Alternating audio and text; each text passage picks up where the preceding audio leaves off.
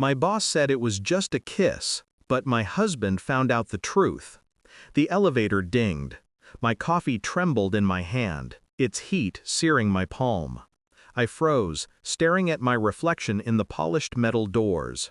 My eyes were wide, my lips pressed into a thin line. Across the lobby, he waited, not angry, not shouting, just standing there, calm, unflinching. The office party was still fresh in my memory, laughter bouncing off the walls, soft music threading through the conversations, the easy intimacy of colleagues drinking a little too much. And then, that kiss. One. Only one.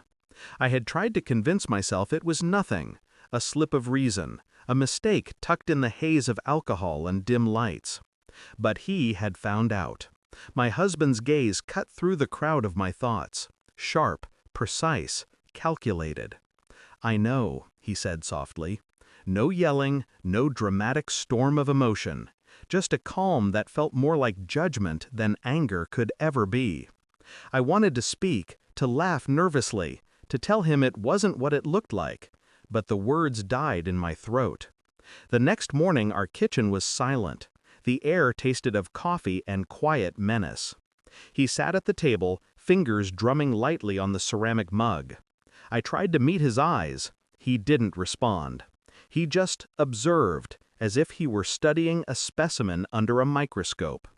I tried to replay the previous night in my head. The subtle lean of my boss toward me, the brush of his hand against mine, the lingering warmth of that fleeting kiss. "I kissed him," I admitted finally.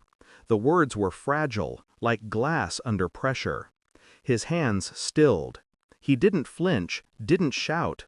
The silence that followed was more suffocating than any scream could have been. "You lied to me," he said, almost whispering, not with anger, but with a detached clarity that terrified me more than yelling ever could. It was a mistake," I stammered. "Stop." His voice cut through the air like a blade. Calm, collected, precise. No more excuses. It was true. No words could erase what I had done. No promises could undo the betrayal. And in that moment, I realized something worse than fear. Respect for his control. For the way he was dissecting every fiber of my guilt, every nuance of my deceit. Days passed, but the tension didn't break. He observed me constantly. A phone left too close. A message I didn't delete fast enough. An unguarded glance.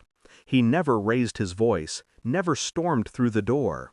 But the sense of being watched, measured, analyzed, was relentless. I noticed small things, receipts on the counter that weren't mine, the subtle rearrangement of objects in our home, the slight shift in his tone when he spoke. And then I saw it. One night, I returned home to find him sitting at my office desk, scrolling through my laptop. Not with anger, but methodically, calmly, analyzing. Emails, chat logs, calendar entries, security footage. Every movement tracked, every misstep cataloged. He didn't confront me, not yet. He waited. The calm was worse than rage. It was anticipation. I began to unravel. Every smile felt forced. Every touch of his hand on mine felt like an accusation. Every laugh, a test. I tried to regain control, to manipulate the narrative in my favor. But he was always one step ahead. Calm, precise, observing. And I hated it. The confrontation came quietly. He didn't slam doors. He didn't yell. He didn't demand. He simply placed a small stack of papers on the dining table. Evidence, emails, screenshots, security footage from the elevator, the lounge, the office corridors. I stared. My stomach churned. "You kissed him," he said softly, almost tenderly. But beneath that softness was a storm, silent, cold, and precise. "Yes," I whispered. "It was a mistake." He held up a photograph. Me, pressed close to my boss. One hand on his back, eyes locked in a moment of betrayal. "You lied to me," he said again, calm, unyielding. I wanted to scream, to beg, but the weight of his composure crushed all courage. Then, the twist. He didn't explode. He didn't threaten. He smiled. A thin, cold smile. Now we know everything. And now the game changes. The revelation hit me like a hammer. He had control. Not through force, not through shouting, through quiet dominance. Through intellect, patience, and psychological precision. Days later, he invited me to sit, quietly. No one else in the house, no witnesses. Just him, calm as a predator, and me, trembling in anticipation. "I'm done protecting you from yourself," he said. He handed me my office ID, my car keys, my phone. "You can keep your job, you can keep your life, but I won't be there to catch you when you fall." I tried to speak, tried to plead, but he had removed every safety net. He was done. And in that moment I understood. The real punishment was not his wrath. It was the cold removal of the illusion of safety, trust, and love. He had dismantled the world I knew, piece by piece. Silent, precise, terrifying. I realized then that my mistake, the kiss, was trivial compared to the psychological devastation he wielded without raising his voice.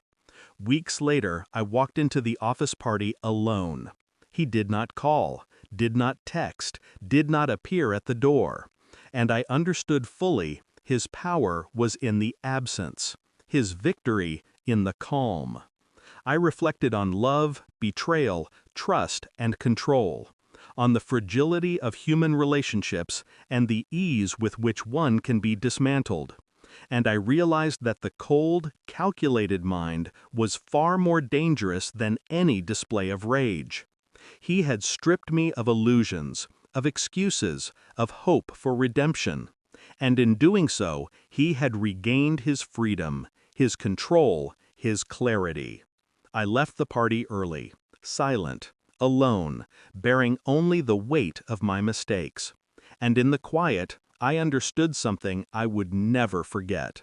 I would never forgive. And I would never underestimate the power of calculated calm.